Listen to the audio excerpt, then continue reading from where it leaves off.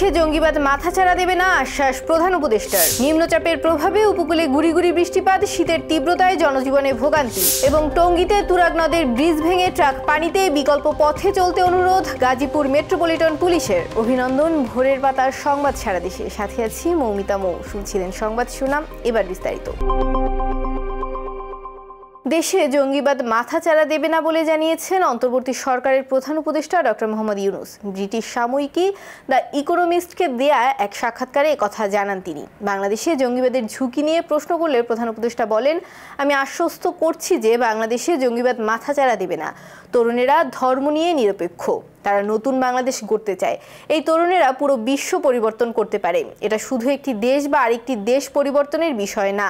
বাংলাদেশ যা করেছে এটি তার একটি উদাহরণ যে তরুণরা কত শক্তিশালী। 2025 সালে নির্বাচন আয়োজনের পর কি করবেন এমন প্রশ্নের জবাবে প্রধান উপদেষ্টা বলেন, আমার চাকরি আসলে কেড়ে নেওয়া হয়েছে, আমাকে জোর করে কাজে আনা হয়েছে। আমি আমার কাজ করছিলাম এবং তা উপভোগ করছিলাম। আমি আবার সেখানে ফিরে যাব যেটা আমি সারা বিশ্বে তৈরি করেছি। জুলাই আগস্টে শহীদদের ছাড়া আর কারো প্রতি দায়বদ্ধতা নেই এমন মন্তব্য করেছেন অন্তর্বর্তীকালীন সরকারের বিদ্যুৎ, জ্বালানি ও খনিজ সম্পদ মন্ত্রণালয়, সড়ক পরিবহন ও সেতু মন্ত্রণালয় এবং রেলপথ মন্ত্রণালয়ের উপদেষ্টা মোহাম্মদ ফাউজুল কবির খান। সকালে কিশোরগঞ্জের ইটনা উপজেলার রাষ্ট্রীয় সফরে বীর মুক্তিযোদ্ধা, স্থানীয় রাজনৈতিক নেতৃবৃন্দ, সরকারি কর্মকর্তা, সুশীল সমাজের প্রতিনিধিদের সাথে মতবিনিময় সভা শেষে সাংবাদিকদের এক প্রশ্নের জবাবে তিনি কথা বলেন। আমাদের শুধুমাত্র দায়বদ্ধতা আছে শহীদদের প্রতি, কি বলে যে যারা জুলাই অগস্টের শহীদদের প্রতি, এবং যারা আমাদের দায়বদ্ধতা আছে যারা 30,000-এর বেশি যাদের বিভিন্ন অঙ্গনে হাত হারিয়েছেন, পা হারিয়েছেন, দৃষ্টি শক্তি হারিয়েছেন তাদের প্রতি। এছাড়া এবং সাধারণ মানুষ যারা আন্দোলনে অংশগ্রহণ করছেন এদের ছাড়া আমাদের আর কারো কাছে কোনো দায়। ইতিহাসে বলে, ফ্যাসিজম একবার বিদায় হলে আর ফিরে আসে না। এদেশেও সেটা হবে না। বিভ্রান্ত হওয়ার কোনো কারণ নেই উল্লেখ করে জামায়াত ইসলামীর নায়েবে আমির ডক্টর সৈয়দ আবদুল্লাহ মোহাম্মদ তাহের বলেন, আওয়ামী লীগের আমলে তাদের হাতে আওয়ামী লীগেরই আরেকটি অংশ নির্যাতিত হয়েছে। আমার ইউনিয়নেও 8 জন আওয়ামী লীগ নেতা তাদের লোকদের দ্বারা হত্যাকাণ্ডের শিকার হয়েছে। শনিবার কুমিল্লার 14 গ্রামের যে মডেল হাই স্কুল মাঠে জামায়াত ইসলামের আয়োজিত যুব সম্মেলনে প্রধান অতিথির বক্তব্যে সব কথা বলেন জামায়াত ইসলামের কেন্দ্রীয় নায়েবে আমির ডক্টর সৈয়দ আবদুল্লাহ মোহাম্মদ তাহের। রাষ্ট্রদ্রোহ মামলায় সম্মিলিত সনাতনী জাগরণ জোটের মুখপাত্র ইসকন সংগঠক চিন্ময় কৃষ্ণ দাসের জামিন নামঞ্জুরকে ঘিরে আদালত প্রাঙ্গণে সংঘর্ষ, ভাঙচুর ও আইনজীবী হত্যার ঘটনায় চট্টগ্রাম জেলা আইনজীবী সমিতির করা তদন্ত কমিটি থেকে অব্যাহতি চেয়ে আবেদন করেছে কমিটির প্রধান সাবেক মহানগর পিপি ও আইনজীবী আব্দুস সাত্তার। এছাড়াও কমিটির সদস্য সচিব সহ 4 সদস্য অব্যাহতি চেয়েছেন। এদিকে আইনজীবী হত্যার ঘটনায় বিচার বিভাগীয় তদন্ত চেয়েছে চট্টগ্রাম জেলা আইনজীবী সমিতির পক্ষ থেকে গঠন করা তদন্ত কমিটি। রাষ্ট্রদ্রোহ মামলায় গ্রেপ্তার সম্মিলিত সনাতনী জাগরণ জোটের মুখপাত্র চিন্ময় কৃষ্ণ দাসের জামিন নামঞ্জুর হওয়া নিয়ে গত 26 নভেম্বর আদালত প্রাঙ্গণে সংঘর্ষ হয়। এ সময় আইনজীবী সাইফুল ইসলাম আলিফকে পিটিয়ে ও কুপিয়ে হত্যা করা হয়।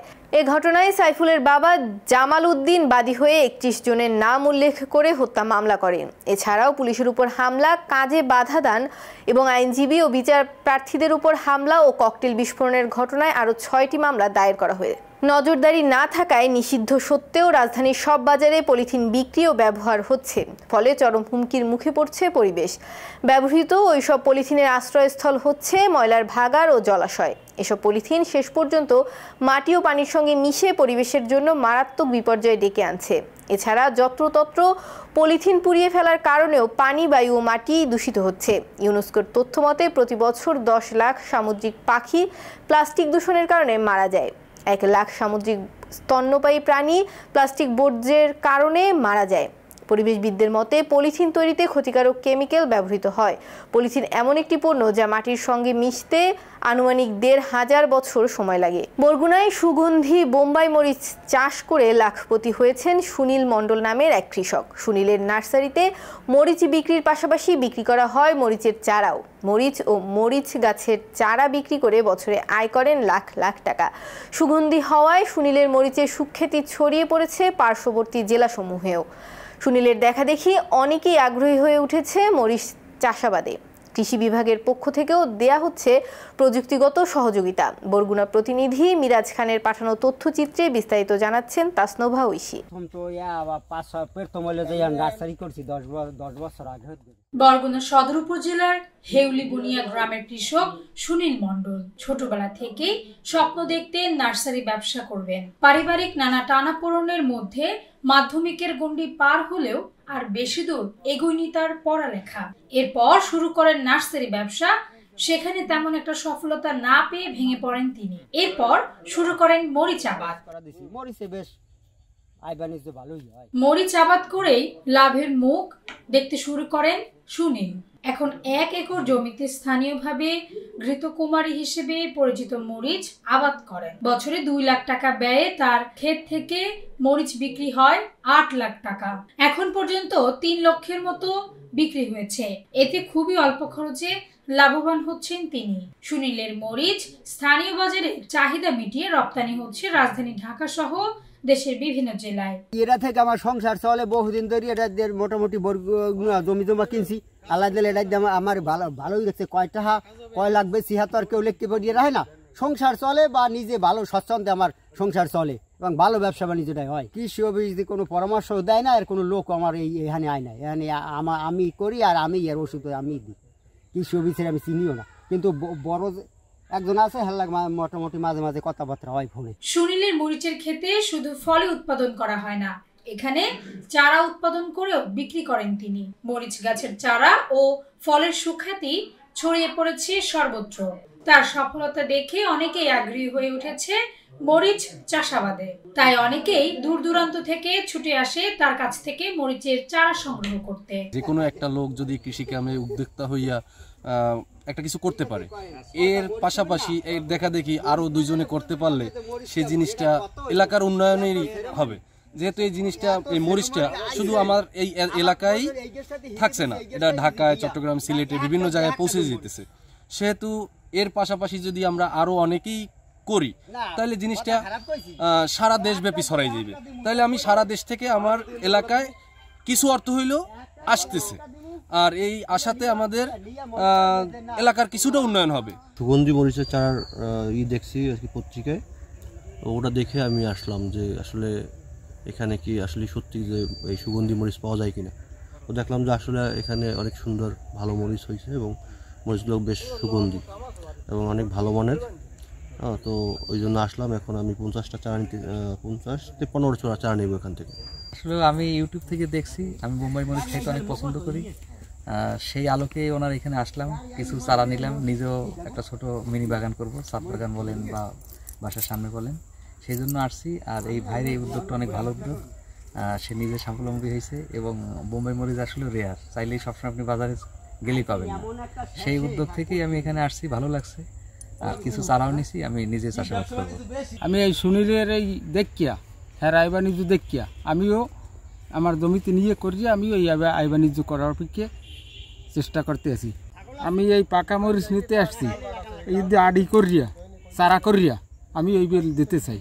সুনীলের ব্যক্তি উদ্যোগে গড়ে ওঠা মরিচের আবাদের সফলতায় খুশি কৃষি বিভাগ। সেই সাথে অন্য কৃষকরাও মরিচ আবাদে আগ্রহী হলে কৃষি বিভাগের পক্ষ থেকে প্রযুক্তিগত ও কৌশলগত পরামর্শ দিয়ে সহযোগিতার আশ্বাস এই কৃষি কর্মকর্তার। বরগুনা সদরে হেউলিবুনিয়া গ্রামের সুনীল নামে এক কৃষক প্রায় 1 একর জমিতে বোম্বাই মরিচ চাষ করে বছরে প্রায় 7 থেকে 8 লাখ টাকা ইনকাম করছে।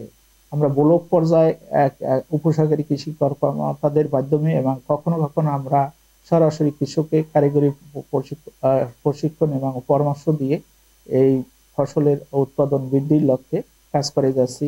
আশা রাখি এই কৃষকের দেখা দেখি অত্র এলাকায় এই বোম্বাই মরিচ চাষে দিন দিন সম্প্রসারিত হবে এবং কৃষিকে সাফল্যমণ্ডিত করবে। উপকূলীয় জেলা বরগুনার কৃষকদের জন্য সুনীলের মরিচ আবাদ সফলতার নতুন দিগন্ত উন্মোচিত করবে বলে মনে করছেন সংশ্লিষ্টরা।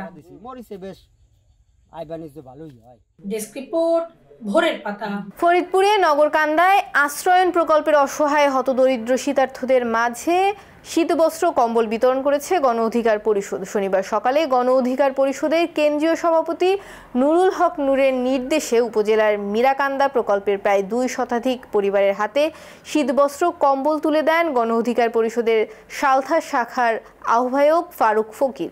শীত বস্ত্র বিতরণকালে ফারুক ফকির বলেন, আমাদের নেতা ভিপি নুরুল হক নূর এর নির্দেশে সালথা নগরকান্দার আশ্রয়ন কেন্দ্রের অসহায় ও দরিদ্র মানুষের হাতে উপহার হিসেবে কম্বল তুলে দেওয়া হচ্ছে। গণ অধিকার পরিষদ সবসময় মানুষের পাশে থাকবে ইনশাল্লাহ। গত কয়েকদিন আগে টানা কয়েকদিনের কর্মসূচি গ্রহণ করেছিলেন বেক্সিমকো গ্রুপের শ্রমিকরা।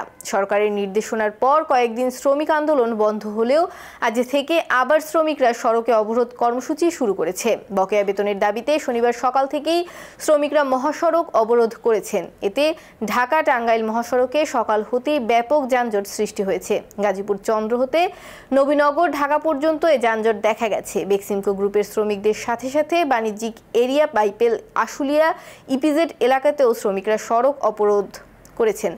আইন শৃঙ্খলা বাহিনীর পাশাপাশি মোতায়েন করা হয়েছে সেনাবাহিনীর সদস্য। খুব তাড়াতাড়ি সড়কের শৃঙ্খলা ফিরিয়ে আনতে সক্ষম হবে বলে জানিয়েছে আইন শৃঙ্খলা বাহিনীর সদস্যরা। গাজীপুরের টঙ্গীতে ঢাকা ময়মনসিংহ মহাসড়কের বেইলি ব্রিজ ভেঙে একটি ট্রাক তুরাগ নদীতে পড়ে গেছে। এ ঘটনায় কোনো হতাহতের খবর পাওয়া যায়নি।